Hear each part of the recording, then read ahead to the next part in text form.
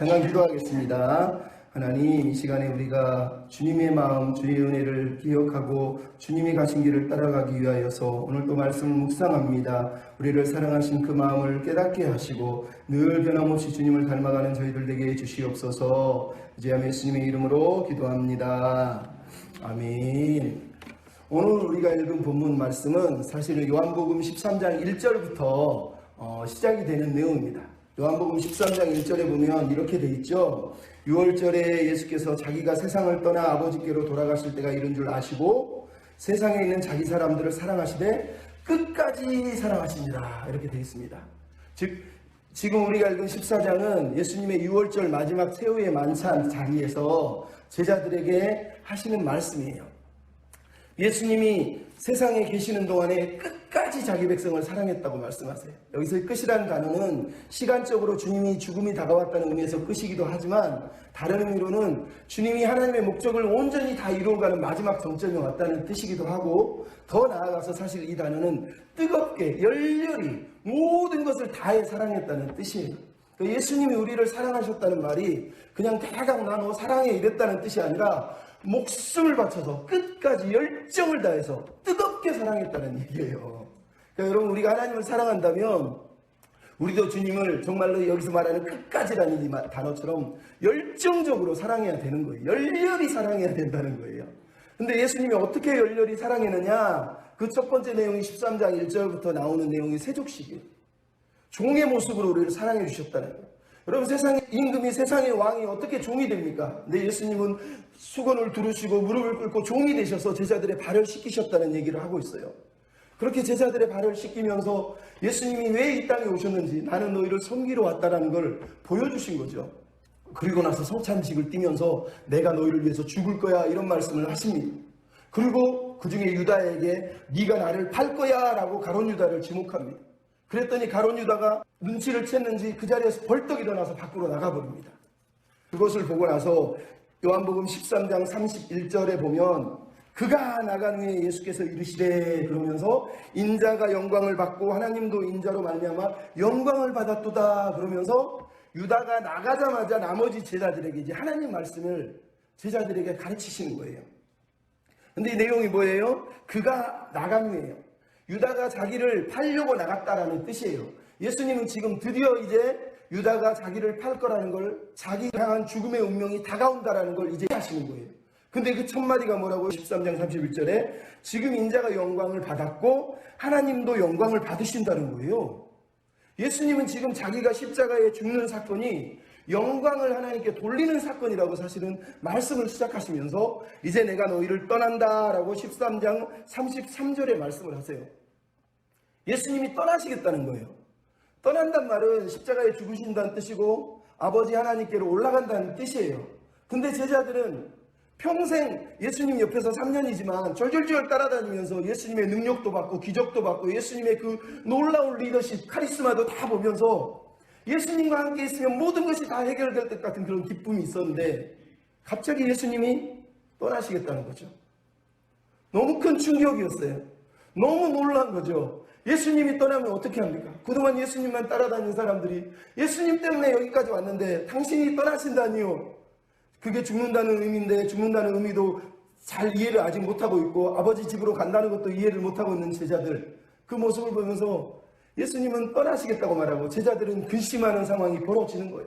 그러면서 제자들이 13장 우리가 읽은 36절부터 14장에 예수님께 4명의 제자가 질문을 합니다. 이 4명의 제자의 질문은 하나는 베드로, 하나는 도마, 하나는 빌립, 하나는 가룟 유다가 아닌 야고보의 동생 유다, 4명이 예수님께 질문을 합니다. 그리고 예수님이 거기에 대답을 하는 거예요.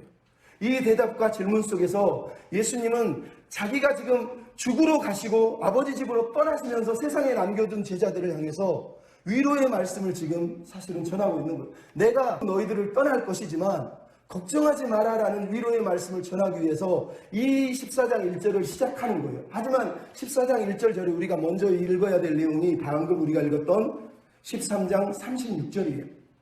질문은 여기서부터 시작했거든요. 베드로가 먼저 질문했어요. 예수님, 어디로 가시겠다는 겁니까? 예수님 대체 어디로 가시겠다는 겁니까? 그랬더니 예수님 대답하죠. 내가 가는 곳을 네가 따라올 수가 없다. 그러나 나중에는 따라올 거야. 그랬더니 베드로가 뜨거운 열정을 가지고 안 됩니다 예수님. 어떻게 예수님 내가 따라갈 수 없단 말입니까? 예수님 나 따라갈 거고요. 예수님 위해서 내 목숨까지 바치겠습니다. 라고 37절에 말씀하세요. 그리고 베드로에게 예수님 말하죠. 네가 나를 3번 부인할 거야. 여러분 예수님은 지금 사실은 십자가로 오르시고 나중에 하나님 곁으로 아버지 곁으로 가실 거예요. 가시기 전에 베드로의 질문에 먼저 대답을 하시면서 이 위로의 이야기가 사실은 시작되고 있는 거예요. 이 내용 속에서 예수님이 베드로의 질문에 답한 내용의 핵심이 뭐냐? 한번 따라서 하실래요? 영광의 길은 십자가의 길이다. 영광의 길은 십자가의 길이라는 거예요. 여러분 왜 베드로가 분노하고 왜 베드로가 예수님 내가 당신을 위해 목숨을 바치겠습니다 라고 얘기합니까? 다 알잖아요.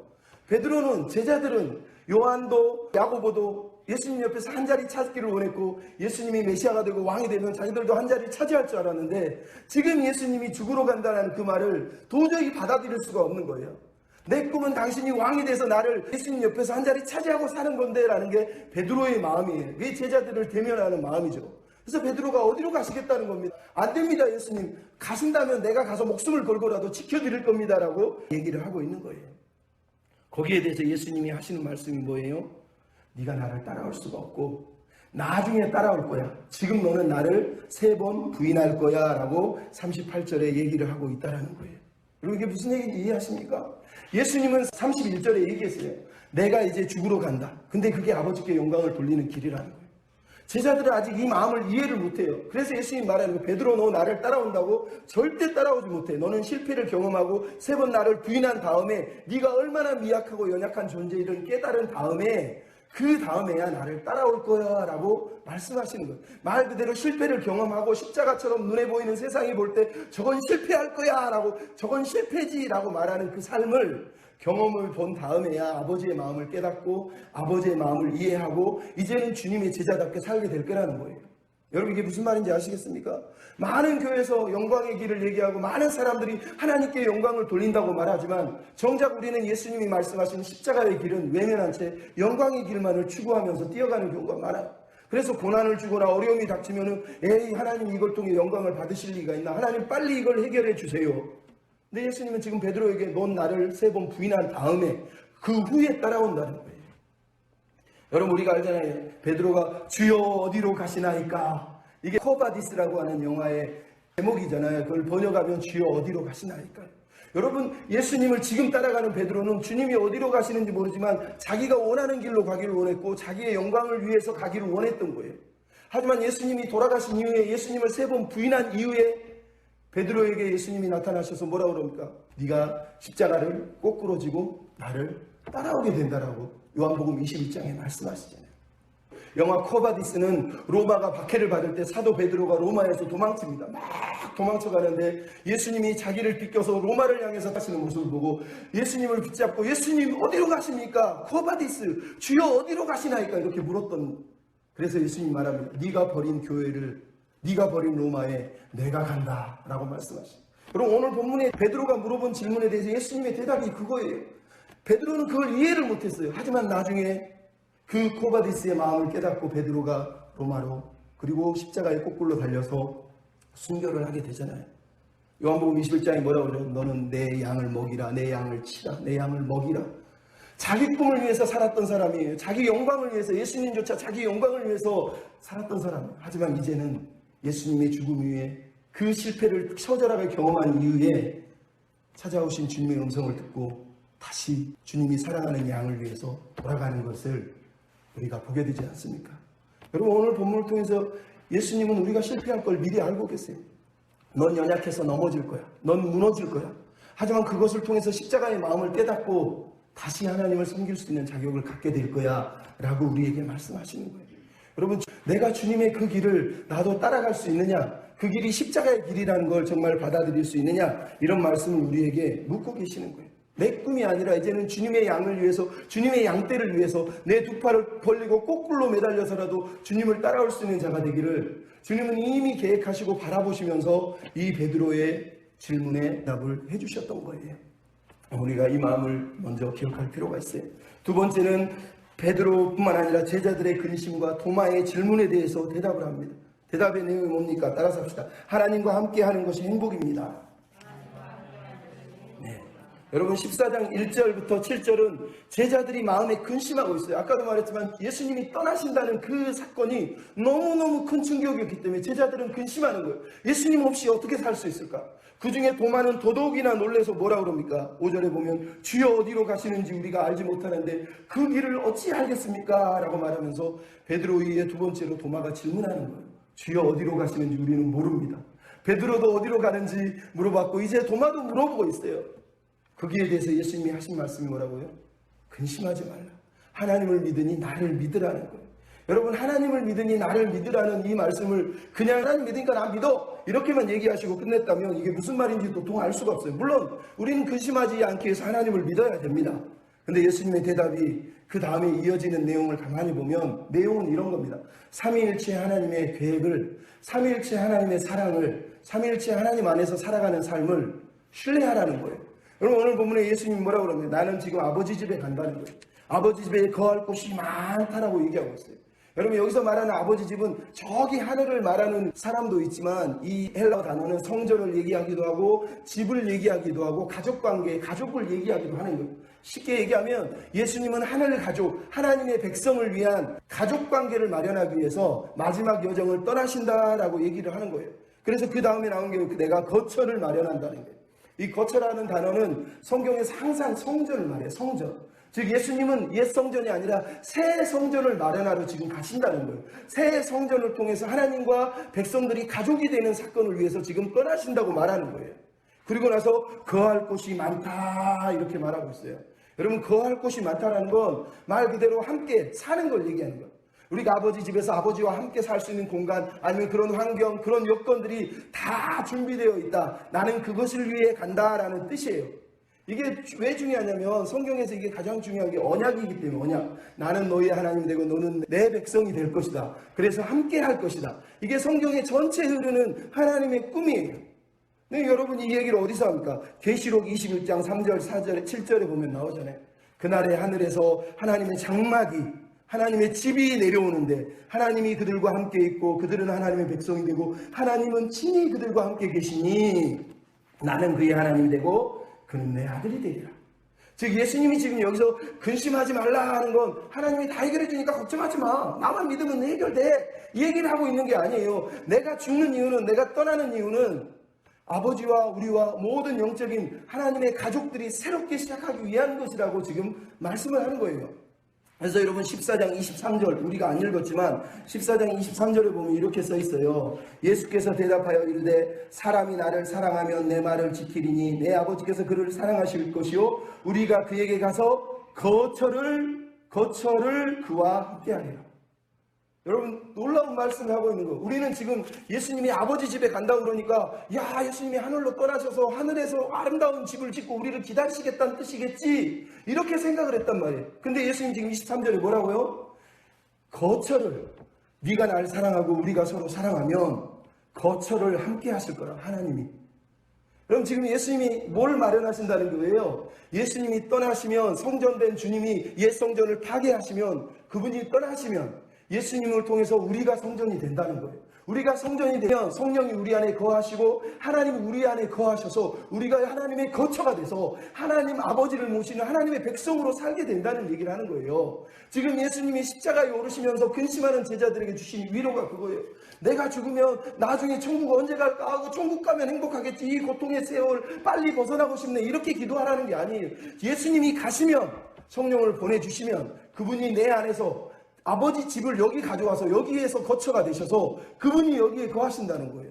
그래서 하나님을 믿는 사람은 예수님이 십자가에 오르시고 떠나심으로 인해서 오히려 하나님이 예수님이 우리 안에 오셔서 우리와 함께 거하는 일이 벌어진다는 거예요. 그래서 예수님이 말하는 거예요. 내가 곧 길이요 진리요 생명이다. 내가 길이라는 게 아버지께로 가는 길이라는 얘기라고 지금 우리에게 말씀하시잖아요. 그 길을 통해서 하시려는 게 뭐예요? 나 있는 곳에 너희도 있게 하려는 거예요. 예수님이 하나님과 함께 하시는 그 친밀하고 아름다운 사랑의 관계를 함께하는 그 행복한 관계를 제자들도 누리게 하고 싶으신 거예요. 그래서 나를 따라오는 거예요. 이 길을 따라오면 내가 가는 이 길을 통해서 너희들도 아버지 하나님과 함께해서 아름답고 행복한 삶을 여기서도 살 수 있다는 거예요. 그러니까 예수님이 지금 말하는 건 나 저 천국에다 니네들 맨션 준비해놨다 이 얘기를 하는 게 아니에요. 내가 죽음으로 너희에게 아버지 하나님과 가족으로서 하나 되어서 여기서도 행복하게 살 수 있는 그 집을 마련하기 위해서 그 길을 만들기 위해서 내가 가고 있다는 거예요. 그 길을 따라오는 사람, 그 길을 통해서 아버지와 하나 돼서 아버지의 가족이 되는 사람은 근심할 필요가 없다는 거예요. 지금 아버지와 함께 행복한 삶을 하나님과 살 수 있다고 지금 우리에게 말씀하시는 거예요. 그럼 예수님이 이 마음을 우리에게 들려주시는 거예요. 야, 너네들 힘들겠다. 세상 살기 어렵지. 나중에 죽으면 천국 데려갈게. 그 얘기를 하고 있는 게 아니라니까요. 주님이 마련하실 거처는 저 성전인 줄 알았는데 예수님 자신이 성전에 계시더니 결국은 우리 안에 오셔서 우리를 성전 삼으셔서 우리와 함께 하나님과 하나님의 백성으로 살게 해주시는 거기까지 우리를 지금 끌고 가시기 위해서 이 말씀을 하고 있다는 거예요. 얼마나 감사합니까? 주님의 고난 때문에 우리가 하나님의 가족이 된 거고 하나님과 함께하는 삶, 하나님의 집에서 아니 내 안에 하나님이 들어오셔서 성전 삼고 거처 삼으신다고 말씀을 하시는 거예요. 이게 감사한 일 아닙니까? 세 번째, 빌립이 이번에는 질문합니다. 빌립의 질문의 내용은 이렇습니다. 빌립이 주여 아버지를 우리에게 보여주십시오. 아버지를 보여주십시오. 왜냐하면 예수님이 너희가 나를 알았다면 너희가 이제 그를 보고 그도 알았을 거야 라고 14장 7절에 말했거든요. 그랬더니 14장 8절에 빌립이 말하잖아요. 우리에게 아버지를 보여주세요. 그러면 족하겠나이다. 모든 사람들이 가지고 있는 질문이죠. 특히 예수 안 믿는 사람, 예수 믿는 사람도 그러죠. 제발 하나님 한 번만 보여주세요. 한 번만 보여주세요. 근데 예수님이 여기에 답을 하셨어요. 여러분 무슨 답을 하셨냐 따라서 하시죠. 아버지의 뜻을 이루며 살아라. 네, 아버지의 뜻을 이루며 살라는 거예요. 여러분 지금 빌립은 예수님이 떠난다는 말뿐만 아니라 예수님이 나를 봤으면 하나님 아버지도 너희가 봤어 그랬더니 나는 본 적이 없는 것 같은데 아버지 좀 보여주세요. 이렇게 지금 질문을 한 거예요. 그 질문에 대해서 예수님이 지금 답을 하는 거예요. 답의 내용은 지금 나와 있는 것처럼 나를 본 자는 아버지를 봤고 나는 아버지 안에서 아버지는 내 안에서 함께 나는 아버지의 일을 이루며 살았어 라고 말씀을 지금 하고 있는 거예요. 예수님은 아버지 안에, 아버지는 예수님 안에 계셔서 예수님의 삶은 온통 아버지를 위해서 살았다라고 지금 우리에게 말씀을 하시는 거예요. 아버지가 내 안에, 내가 아버지 안에 10절, 11절에 나와 있잖아요. 이 말이 무슨 얘기예요? 예수님이 이 땅에 사신 동안 하신 모든 일과 모든 사역은 아버지 하나님의 사역이었고 아버지 하나님의 뜻이었고 아버지 하나님의 일이었다는 거예요. 삼위일체의 사랑 안에서 내 영광, 내 뜻을 드러낸 게 아니라 아버지의 뜻을 위해 살았다라고 우리에게 말씀을 하시는 거예요. 제자들조차 그래서 이 삼위일체를 이해하면 예수님이 아버지의 뜻을 보여주고 아버지를 보여준 사람이라는 걸 이해하게 된다는 거예요. 그리고 그 아버지의 마음을 깨닫고 우리도 아버지의 그 사랑 안에서 함께 사는 것만 아니라 이제는 아버지의 뜻을 이루며 살아가는 존재가 될 수 있다는 거예요. 제자들에게 지금 하시는 거예요. 아버지를 사랑하고 아버지의 뜻을 이루며 살았었던 그 예수님처럼 우리도 그렇게 살아야 된다는 거예요. 근데 그렇게 살기 위해서 우리에게 필요한 게 뭡니까? 13절, 14절에 나오죠. 너희는 내 이름으로 무엇을 구하든지 내가 행하리니 내 이름으로 무엇이든지 구하면 내가 행하리라. 여러분 예수님이 제자들에게 너희가 이 땅에 사는 동안 아버지의 뜻을 이루며 내가 아버지의 뜻, 아버지의 비전, 아버지의 꿈을 다 너희에게 보여줬지 않느냐. 내가 떠난다고 그래서 아버지의 꿈이 비전이 없어지는 게 아니야. 아버지의 소망이 없어지는 게 아니야. 너희도 내 비전, 아버지의 비전을 붙들고 나와 함께 그렇게 살아내야 되는데 그러려면 내 이름으로, 아버지의 이름으로, 아버지께서 주신 이 이름으로 기도하라는 거예요. 이 말은 기도하면 다 들어줄게 이 얘기보다 더 앞서는 게 뭐예요? 예수님의 이름은 아버지의 꿈이 담겨있고 아버지의 비전이 담겨있고 아버지의 소망이 담겨있는 이름이라는 거예요. 그 이름을 붙들고 그 이름으로 기도하면, 그 이름을 위해서 기도하면 하나님이 영광을 받으신다는 거예요. 나아가서 15절에 뭐가 나옵니까? 너희가 나를 사랑하면 나의 계명을 지키리라. 19절 21절에도 똑같이 말하죠. 21절에 나의 계명을 가지고 지키는 자야 나를 사랑하는 자니 라고 얘기합니다. 여러분 우리가 아버지의 뜻을 이루기 위해서 첫 번째는 기도해야 돼요. 두 번째는 뭐라고요? 말씀을 사랑하는 사람이 되라는 거예요. 예수님이 떠나셨는데 어떻게 살아야 되나요? 말씀을 사랑하며 살라는 거예요. 말씀을 통해서 주님을 사랑하는 삶을 말씀을 통해서 배우며 그렇게 살아내라고 얘기하는 거예요. 그렇게 말씀을 사랑할 때 아버지의 뜻이 우리 삶 속에서 이루어진다는 거예요. 구하처럼 세상에서 방황하며 사는 삶이 아니라 말씀의 인도를 구하는 삶을 살라고 19절 21절에 우리에게 말씀하시는 거예요. 나아가서 성령의 인도함을 받으라고 16절, 17절에 얘기하고 있어요. 예수님이 떠나시면서 아버지께 구해서 또 다른 보혜사를 보내주겠다는 거예요. 또 다른 보혜사가 뭡니까? 이 헬라어로는 이게 변호사라는 뜻이래요. 변호사. 옆에 있는 사람, 강하게 하는 사람뿐만 아니라 변호사라는 거예요. 우리를 위해서 변호하시는 분이에요. 우리를 위해서 변호하시는 분이에요. 근데 재밌죠? 예수님이 또 다른 보혜사라고 그랬다는 거예요. 이 말은 무슨 얘기예요? 예수님조차 보혜사였다는 뜻이에요. 또 다른 보혜사는 뭘 하겠어요? 예수님의 뜻대로 변호하는 분이라는 뜻이고, 예수님이 보혜사라는 뜻은 예수님은 아버지 하나님의 뜻을 변호하기 위해서 이 땅에 오셨던 분이라는 뜻이라는 거예요. 그러니까 우리가 아버지의 뜻을 이루기 위해서 기도하고 말씀을 붙들고 나아가서 성령 하나님을 붙들어야 된다는 거예요. 왜? 성령 하나님의 주된 사역은 예수님의 마음, 예수님의 뜻, 아버지 하나님의 비전, 아버지 하나님의 뜻을 변호하는 일을 하실 거라는 거예요. 그 성령 하나님을 붙들고 우리가 하나님 앞에 기도하며 살아가라고 말씀하시는 거예요. 주님이 세상을 떠나시지만 기도를 통해, 말씀을 통해 성령 하나님과 함께함으로 인해서 우리는 아버지의 뜻을 이룰 수 있다라고 말씀을 하시는 거예요. 마지막으로 22절에 유다가 예수님께 질문합니다. 주여, 어찌하여 우리에게 나타내시고 세상에는 나타내지 아니하십니까? 라고 질문합니다. 이 질문에 대한 예수님의 대답은 이렇습니다. 따라서 합시다. 말씀 안에 평안을 누리며 살아라. 예, 말씀 안에 평안을 누리라는 거예요. 여러분, 여기서 나온 유다는 가롯 유다가 아닌 가로지 아닌 유다라고 써 있어요. 말 그대로 야고보의 동생 다데오라고 하는 유다를 말하는 거예요. 이 유다가 세상에 예수님 당신을 드러내 주십시오. 왜 그렇게 숨어 지내다가 왜 그렇게 처참하게 죽으려고 합니까? 차라리 그냥 우리 식으로 말하면 천군천사 불러서 세상 사람한테 다 보여주면서 니네들 엎드려 하면 아버지의 뜻이 빨리 이루어지는 거 아닙니까? 이런 의미하고 똑같은 거예요. 근데 예수님의 대답이 뭡니까? 23절, 24절 예수께서 대답하되 사람이 나를 사랑하면 내 말을 지키리니, 그리고 24절 나를 사랑하는 자는 내 말을 지키리니 너희가 듣는 말은 내 말이 아니요 나를 보내신 아버지의 말씀입니다. 즉 아버지 하나님의 말씀을 지키는 삶을 살아야 된다라고 우리에게 말씀한다라는 거예요.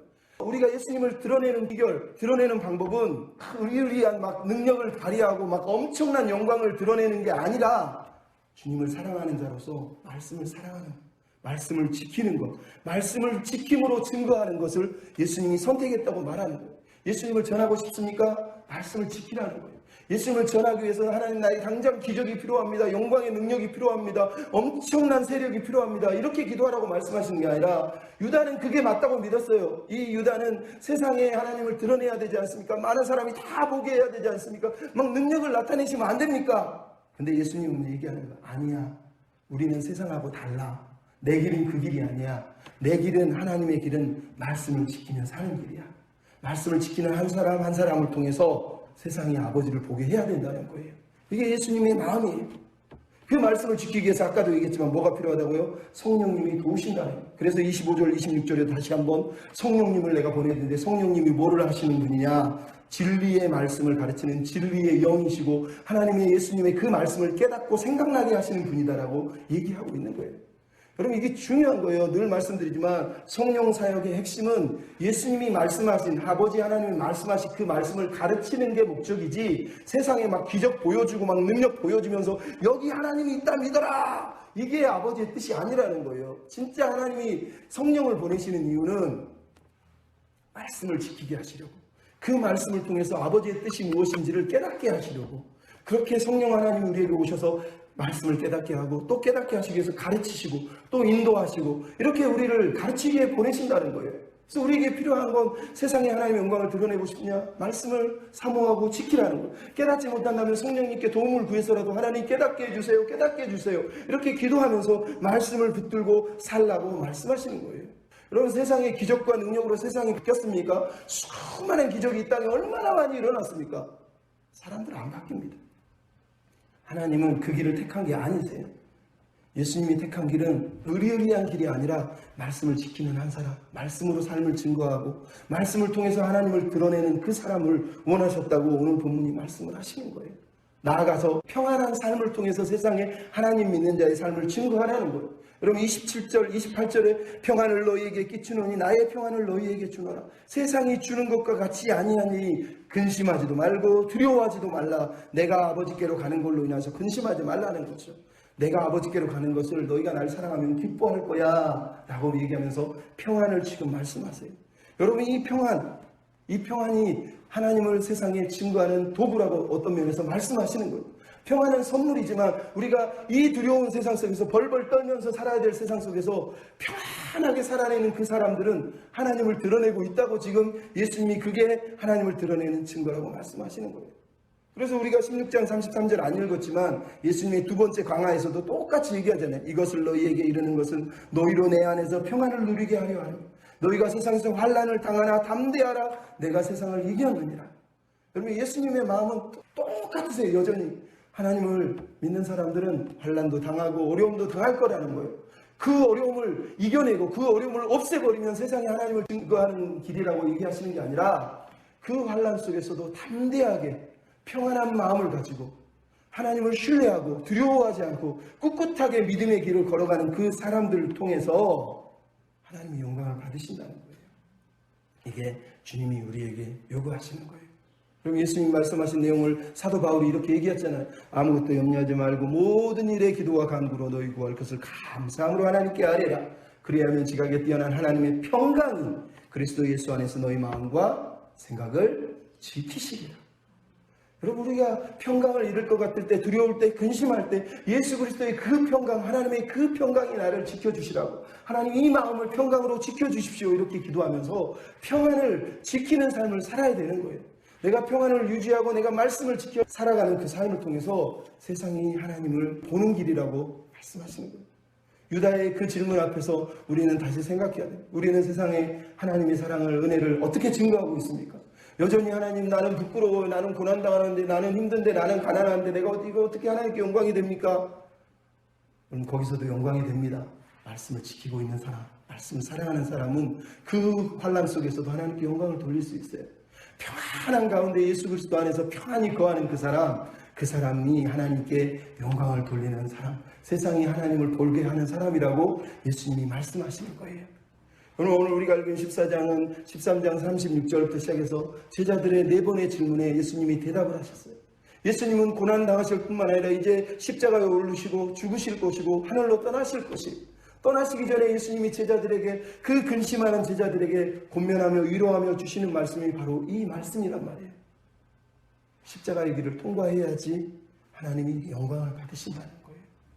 하나님 안에서 하나님과 함께하는 것이 얼마나 행복인지를 저 천국 가야지 느끼는 사람이 아니라 여기서도 예수님 때문에 예수님이 거처를 마련해 주셨기 때문에 그 은혜를 누리고 사는 사람, 그 사람을 하나님이 기뻐한다는 거예요. 주님이 십자가의 길을 가는 이유, 하나님과 한 가족이 되게 하시려고 가신다는 거예요.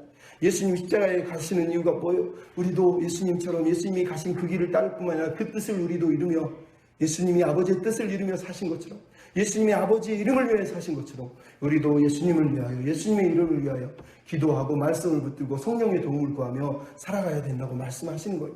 마지막으로 우리가 말씀을 통해서 평안을 통해서 하나님의 사랑을 증거하는 삶을 살아내야 된다는 거예요. 대단하고 막 삐까뻔쩍한 것으로 하나님의 증거하는 것이 아니라 오늘 말씀을 사랑하는 사람, 오늘 평안을 지키는 사람, 매일의 삶 환난이 닥쳐오고 어려움이 닥쳐오고 30절에 세상 임금이 예수님을 죽인 그 임금이 여전히 우리 가운데 우리 삶 가운데 있지만 그럼에도 말씀을 지키는 사람, 평안을 지키는 사람을 통해서 하나님은 영광을 받으시겠다고 말씀하시는 거예요. 그러므로 오늘 사순절에 우리에게 필요한 게 뭡니까? 우리가 하나님의 백성으로 말씀을 사랑하는 자로 십자가의 길을 험난한 길이지만 그래도 주님을 따라서 아버지의 뜻을 이루기 위해서 걸어가는 사람이 되라고 우리를 부르셨다는 거예요.